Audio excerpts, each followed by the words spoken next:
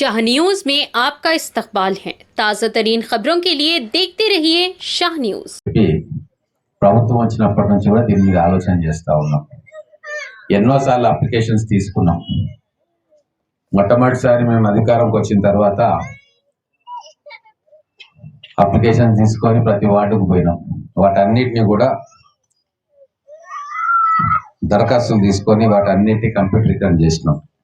అయినా కొంతమంది మిగిలిపోయిండు. మళ్ళీ ఫ్రెష్గా మున్సిపాలిటీల్లో అప్లికేషన్ ఇచ్చుకోమని చెప్పినాం. ఇంకా కొద్దిమంది మిగిలిపోయిండు. ఇట్లా మళ్ళీ ఇప్పుడు ఫైనల్గా ఇవ్వాలని నిర్ణయం తీసుకొని మళ్ళీ ఒకసారి అప్లికేషన్ తీసుకుంటా ఉన్నాం.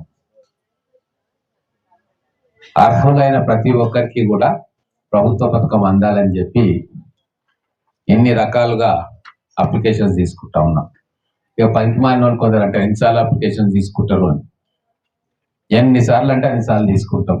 ప్రజలు ఊర్లలోకి పోతారు, వేరే దగ్గరికి పోతారు, పనుల మీద ఉంటారు, ఒక రోజు ఇవ్వలేకపోతారు. ఓ వారం రోజులు గడువు ఉంటే ఆ వారం రోజులే ఎక్కడో బయటికి వెళ్ళి ఉంటారు. మరి వాళ్ళ పరిస్థితి ఏంటి? అందుకే తీసుకొని మళ్ళీ స్క్రూటనైజ్ చేస్తాం. ఒక నిరంతర ప్రక్రియగా ఇప్పుడు ఇస్తాం, ఎలిజిబుల్ ఉన్న వాళ్ళకి ఇప్పుడు ఇస్తాం, మళ్ళీ అప్లికేషన్ తీసుకొని మళ్ళీ ఇస్తాం. పెండ్లై వేరే ఇంటికి పోతారు, మరి వాళ్ళకి ఇవ్వద్దా? కాబట్టి పూర్తిగా ఆలోచన చేసి ప్రజాపాలన అని మేము ఏది అనుకుంటున్నామో నిజంగా ప్రజల వద్దకు పోయి పాలన చేయాలన్న ఉద్దేశంతో కార్యక్రమాలు చేస్తూ ఉన్నాం. కొద్దిగా ఆలస్యమైన పక్కాగా పకడ్బందీగా చేయాలని చెప్పి ఈ కార్యక్రమం చేస్తున్నాం. ఇండ్ల విషయానికి వస్తే 10 ఏళ్ళు గత ప్రభుత్వం 10 ఏళ్ళు అధికారంలో ఉంది. ఎంతమందికి ఇండ్లు ఇచ్చింది? 1500 మందికి. అంతకంటే ఎక్కువ ఏం లేవు లెక్కలు.